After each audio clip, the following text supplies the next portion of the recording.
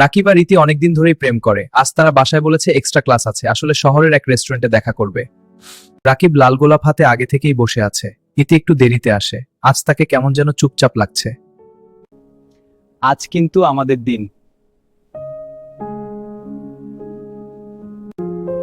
রাকিব, আমি তোমাকে একটা কথা বলতে এসেছি। কি কথা? আমার বিয়ে ঠিক হয়ে গেছে পরিবার থেকে, আগামী মাসে।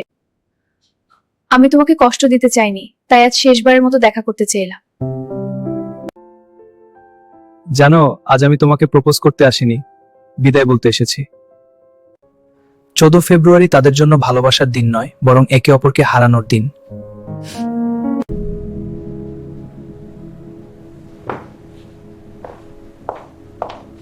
হয়তো এটাই আমাদের শেষ দেখা।